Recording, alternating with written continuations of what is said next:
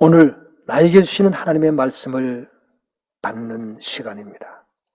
오늘 읽은 본문 말씀을 통해서 내 자손으로 말미암아 천하 만민이 복을 받으리라.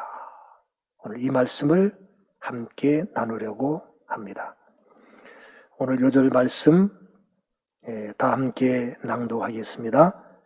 여호와께서 이삭에게 나타나 이르시되 애굽으로 내려가지 말고 내가 내게 지시하는 땅에 거주하라. 이 땅에 거류하면 내가 너와 함께 있어 내게 복을 주고 내가 이 모든 땅을 너와 내 자손에게 주리라.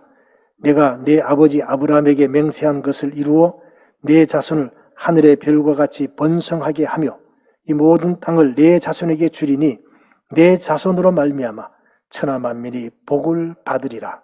창세기 26장 2절에서 4절 말씀. 아멘. 지난 추석에 우리 큰외 선녀와 저희 내외가 함께 추석 가정예배를 드렸습니다. 데살로니가전서 5장 말씀을 교독하는 순서였는데 이제 글을 깨우치고 읽기 시작하는 7살짜리 우리 외손녀가 참 어렵게 읽는 모습을 보았습니다. 그래서 그 예배를 끝내고는 바로 2021년 추석 예배 순서지를 미리 준비를 했습니다. 어떻게 준비했는지 말씀을 드릴까요? 그 데살로니가 전서 5장 16절 이후의 말씀을 세 번역으로 바꾸어서 교독하도록 준비를 해놓았습니다.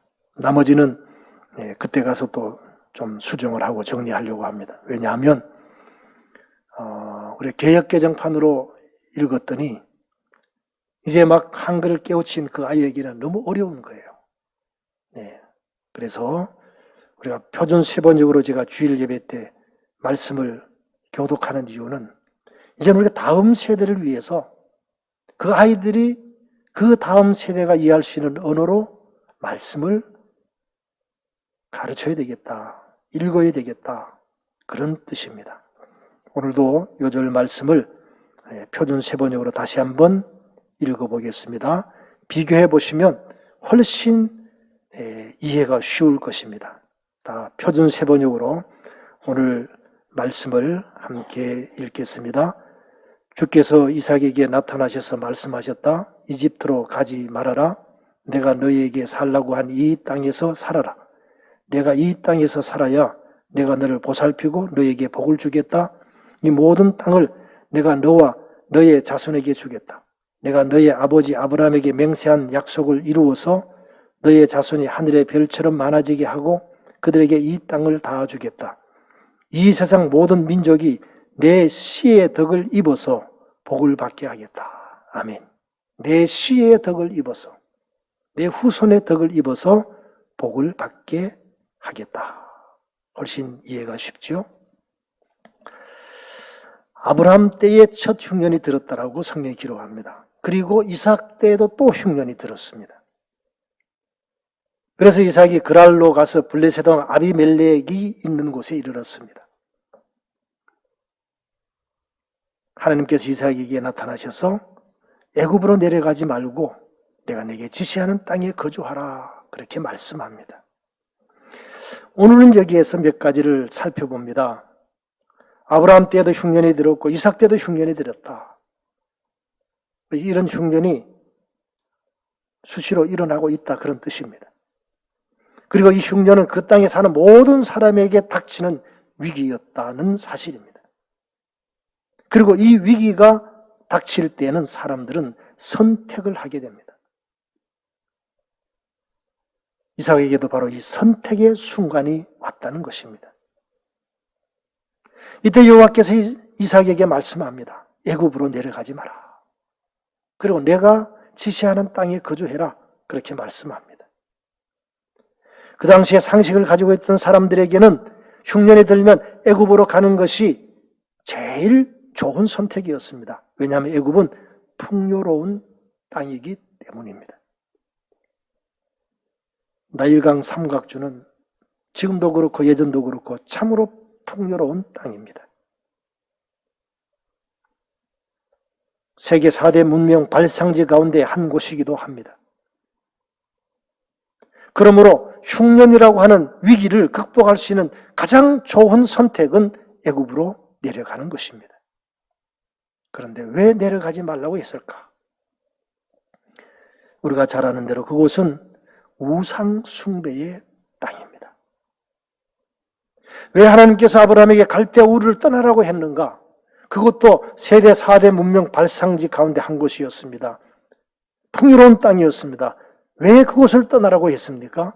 그곳은 우상 숭배의 땅이었기 때문입니다. 하나님이 가장 싫어하시는 우상 숭배의 땅, 그것으로 내려가지 마라. 아무리 좋은 것이 보장이 되어도 신앙의 손해가 되는, 믿음의 손해가 되는 그곳으로 내려가면 안 된다 하는 것이 오늘 우리에게 주시는 교훈입니다. 우리는 어떤 선택을 할 때에 다른 것을 다 계산해도 믿음의 손해가 되면 안 가겠습니다. 거부할 수 있는 용기가 우리에게 있어야 합니다. 제일 중요한 것이 바로 믿음입니다. 신앙입니다. 그 믿음과 신앙을 지키기 위해서 신대륙으로 갔던 청교도들, 우리는 그들의 신앙을 생각합니다. 사실 그 신대륙은 그들이 생각했던 가나안과 같은 그런 땅이 아니었습니다. 하나님께서 아브라함에게 약속한 가나안 땅도 처음부터 풍요로운 땅은 아니었습니다. 지금도 대부분 그 땅은 척박한 땅입니다. 일부분만 그들이 열심히 개발해서 사람이 살기 좋은 땅이 된 것일 뿐입니다. 우리의 선택의 기준은 믿음이요 신앙입니다. 어느 것을 선택할 때에 믿음과 신앙이 더 풍성해지고 더 깊어질 수 있는가? 그것이 선택의 첫 번째 기준이어야 합니다. 이 땅에 거류하면 내가 너와 함께 있어 내게 복을 주고 내가 이 모든 땅을 너와 내 자손에게 주리라. 내가 내 아버지 아브라함에게 맹세한 것을 이루어 약속의 땅에 거류하라. 약속의 땅은 사명의 땅입니다. 하나님이 나를 보내신 사명의 현장이 있습니다. 그것이 가정이고 일터고 직장이고 학교입니다. 우리는 그 땅을 하나님이 허락하신 사명의 현장으로 이해하고 그곳에 머물러 있어야 합니다. 그리하면 아버지 아브라함에게 맹세하신 것을 이루리라 약속하십니다. 결국 이삭이 애굽으로 내려가지 않고 그곳에 있었더니 오늘 읽은 본문 그 뒤편의 12절 말씀에 보면 이삭은 그 땅에서 농사를 지어서 그 해에 100배의 수확을 거두어 드렸다. 주께서 그에게 복을 주셨기 때문이다. 그렇게 기록합니다. 하나님의 약속을 지켰더니 형통의 복을 누리게 하셨다는 겁니다. 하나님을 신뢰함으로 아버지에게 약속하신 형통의 복을 누렸던 이삭을 우리는 기억합니다. 그래서 박해 가운데 있었던 청교도들이 신앙을 지키기 위해서 그들은 신대륙으로 떠납니다. 그들이 세운 나라 미국의 구호가 뭔지 아십니까? In God we trust. 미국의 동전부터 최고 고가의 100불짜리 지폐에 본에 다 기록이 되어 있는 In God we trust. 우리가 신뢰하는 하나님 안에서라는 뜻입니다. 이것은 미국 국회에서 미국의 구호로 정식으로 채택된 것입니다. 근래에도 이것은 그냥 형식적인 것이다 이런 분위기가 있으니까 미국 국회에서 상원에서 다시 한번 이거를 결의를 했어요.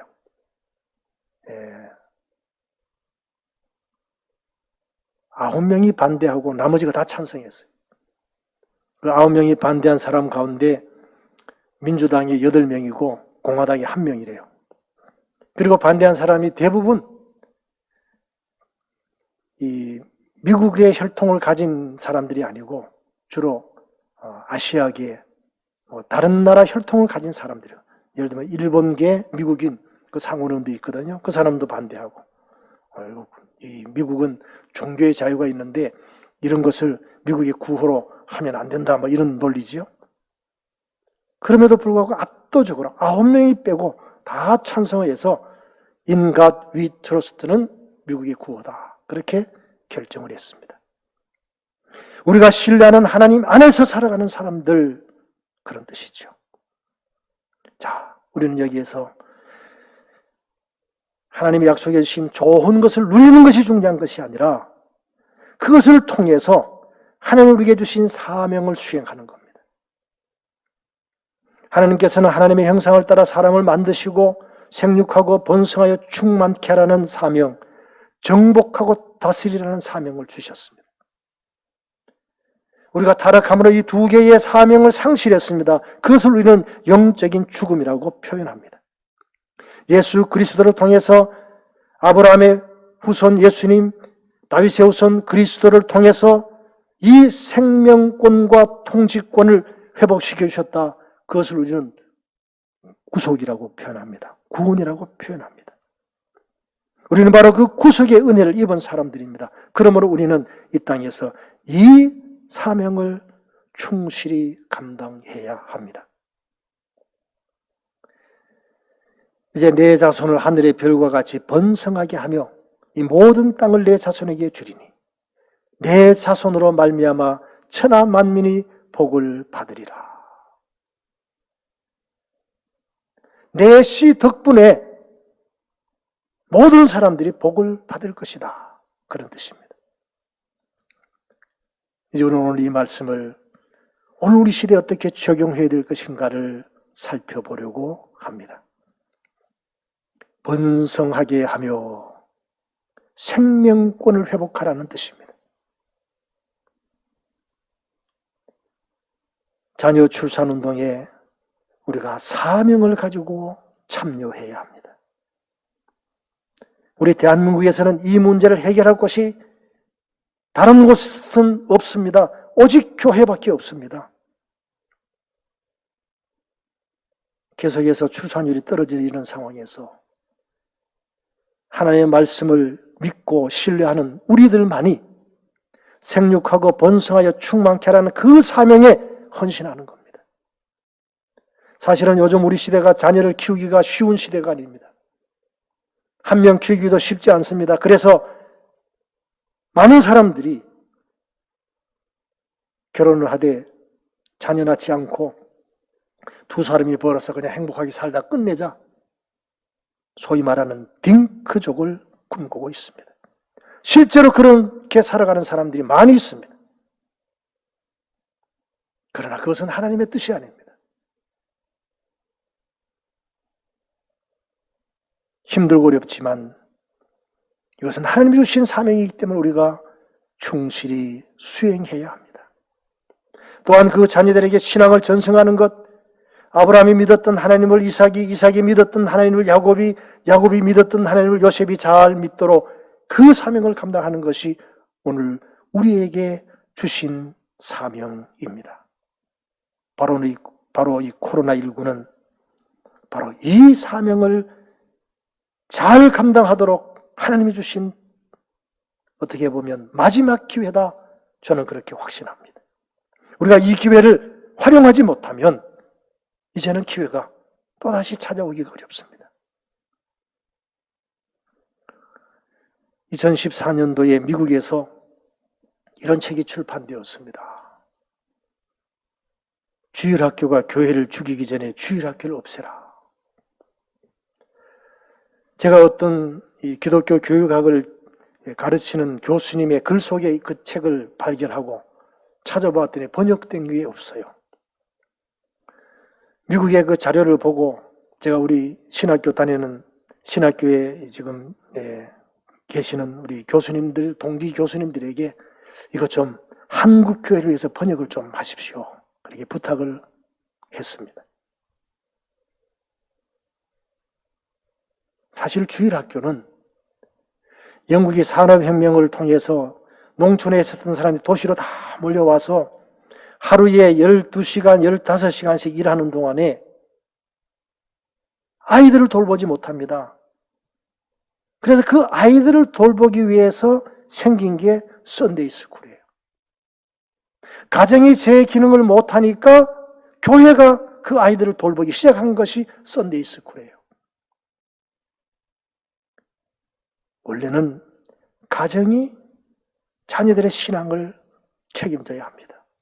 교회는 방향을 제시하고 컨텐츠를 제공해주고 그것이 교회의 사명이고 부모들을 신앙 교사로 훈련시키는 일이 교회의 사명입니다.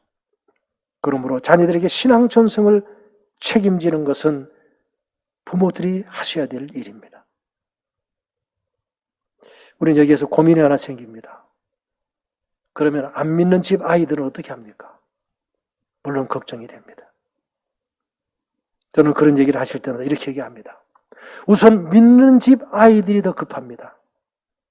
믿는 집 아이도 제대로 지금 신앙 전승이 안 됩니다.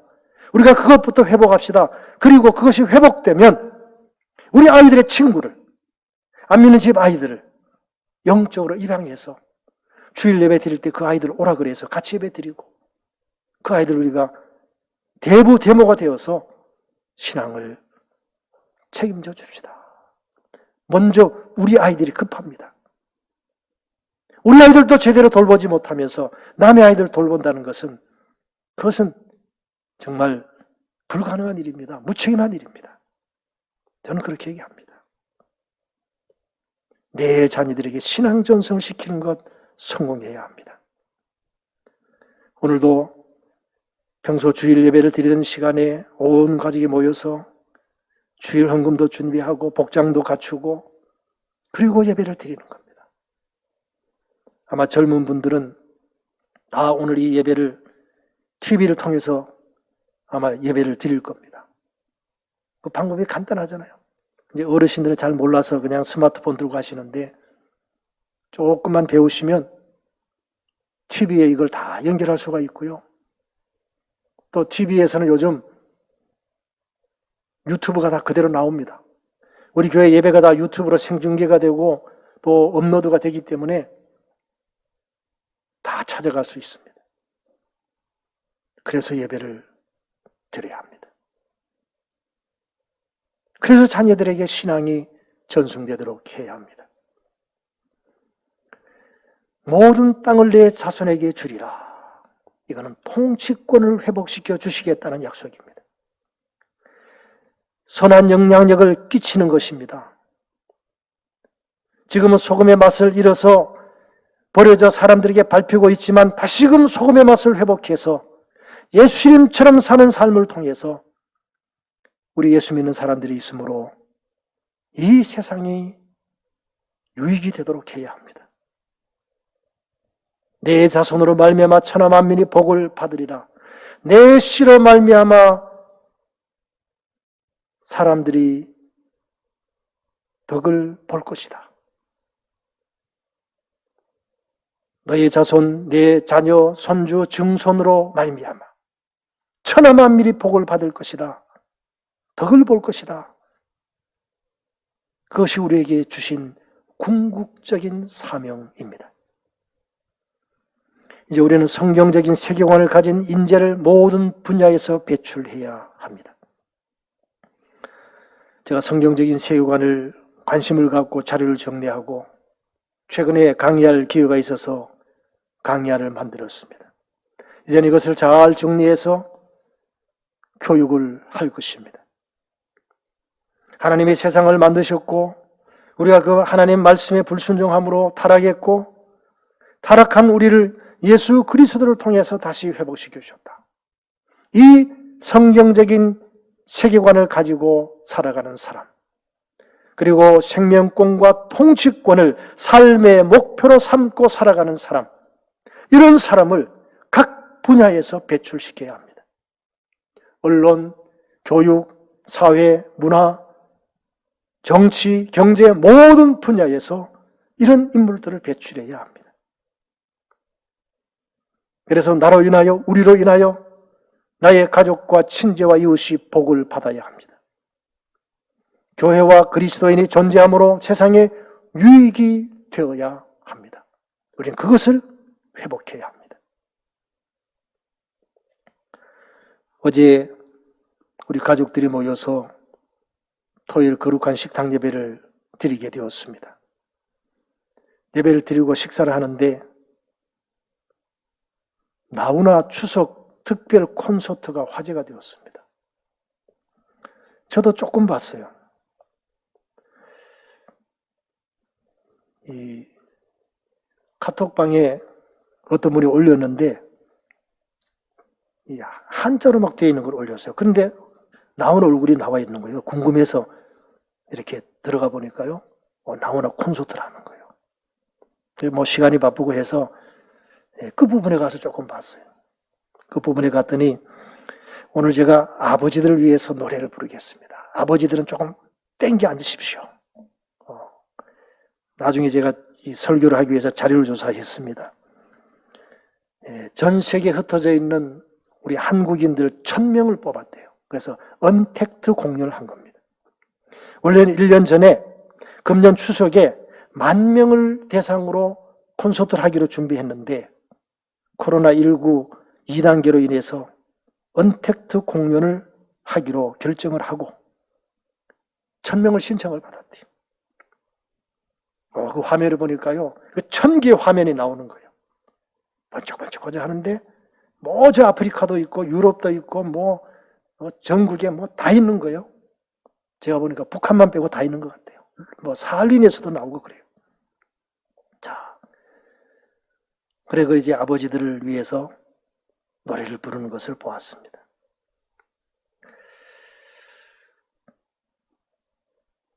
시청률이요 29%였대요. 순간 최고 시청률은 44%였대요. 아니, 가수 한 사람이 노래를 하는데 29%, 최고 시청률이 44% 올라갔다.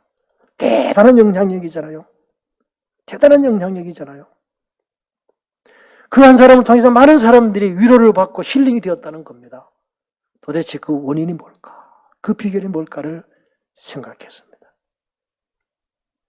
오늘 아침에 우리 교육자들하고 같이 아침 경건회를 하면서 제가 이 얘기를 했어요. 내가 그것을 우리 사위가 다운로드 받아준다 그래서 내가 받으면 놔줄 테니까 꼭 한번 봐라.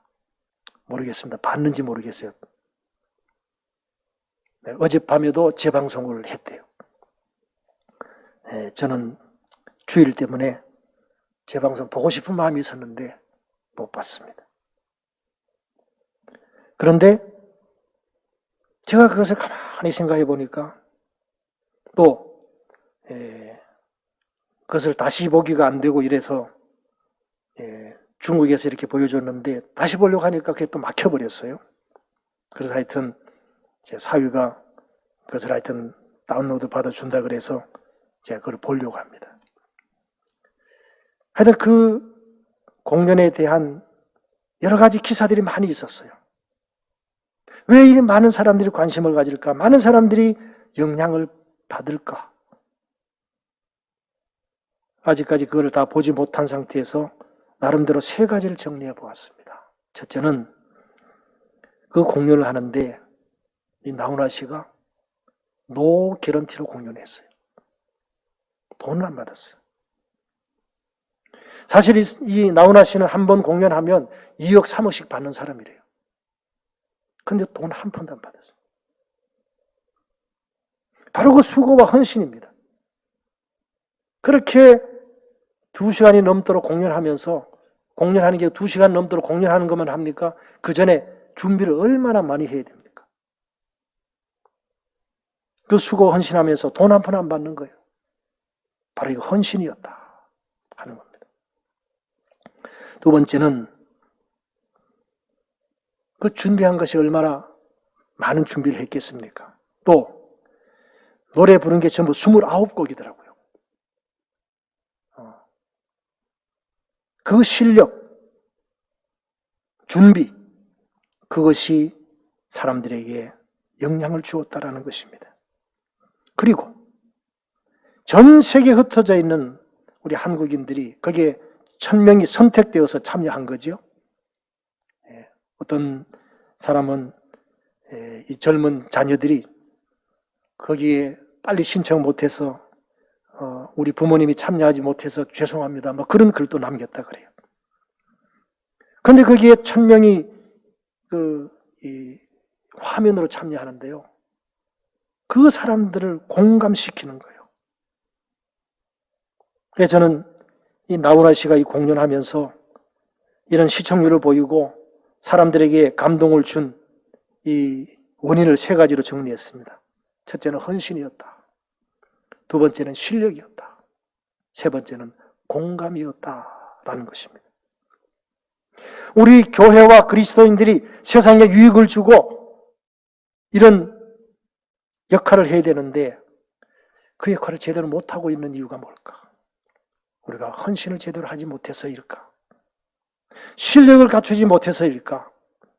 아니면 공감을 제대로 끌어내지 못해서일까? 아니면 이 3가지 다일까? 생각을 해보았습니다. 저는 나훈아 씨를 개인적으로는 전혀 모릅니다. 사실 그 사람에 대해서는 뭐 옛날에부터 있었으니까 알고는 있었지만 사실은 잘 몰라요. 1947년생이니까 우리 한국 나이로 74입니다. 그런데도 불구하고 사람들에게 감동을 주는 이유가 뭘까? 우리가 많은 것을 배울 수가 있습니다. 하나님께서는 오늘 우리로 말미암아 천하 만민이 복을 받도록 해라. 그 사명을 주셨어요. 우리가 뭐가 부족한가? 생각해 봅니다. 헌신이 부족하면 헌신해야 합니다. 실력이 부족하면 실력을 갖춰야 합니다. 모죽 이야기 제가 목회 서신을 통해서 보내드렸는데 보셨죠? 씨를 뿌리면 4년 동안은 조금밖에 나지 않아요. 그런데 5년 차가 되면 하루에 30cm, 많게는 80cm씩 자란다. 왜 그러냐? 그 4년 동안은 뿌리를 내리는 거예요. 그 뿌리가 수천 메타로 내려갑니다. 바로 그런 준비가 우리에게 있어야 합니다. 그리고 사람들이 공감할 수 있도록 하는 것입니다. 우리로 말미암아 천하 만민이 복을 받아야 합니다. 교회가 있으므로 그리스도인이 존재함으로 세상에 유익이 되어야 합니다. 우리는 그 일을 위하여 내가 뭐가 부족한가 찾고 그 부족함을 메꿔야 합니다. 이제는 헌신을 준비하고 실력을 준비하고 사람들을 공감할 수 있는 공감 능력을 키워야 합니다. 하나님께서 허락하신 약속의 땅에서 성경적인 세계관을 가지고 생육하고 번성하여 충만케 하는 일과 정복하고 다스리는 일에 헌신해야 합니다. 성경적인 세계관을 가지고 생육하고 번성하여 충만케 하는 일과 정복하고 다스리는 일에 헌신하게 하옵소서. 이 한 주간도 기도하시면서 이 일에 최선을 다하시는, 헌신하시는, 실력을 준비하는, 공감대를 이루는 한 주간의 삶이 되어주시기를 주님의 이름으로 부탁을 드립니다. 기도하겠습니다. 하나님 아버지 감사합니다. 오늘도 말씀을 통해 하나님께서 우리에게 주신 사명을 깨닫게 해주셔서 참 감사합니다. 이삭이 흉년이 들었지만 하나님의 말씀을 의지하고 가나안 땅에 머물므로 100배의 형통케 되는 복을 받았고 이로 인해서 그 후손들로 말미암아 모든 사람들이 복을 받았던 것을 기억하며 오늘 우리도 우리가 있으므로 이 세상이 복을 받게 되기를 원합니다. 이를 위하여 헌신하게 하시고 실력을 갖추게 하시고 공감대를 이루게 하여 주셔서 오늘 교회가 있으므로 그리스도인이 있으므로 이 세상이 복되게 하여 주옵소서. 이 한 주간도 그렇게 살아가는 승리하는 삶이 되도록 인도하여 주옵소서. 예수님의 이름으로 간절히 축복하며 기도하옵나이다. 아멘.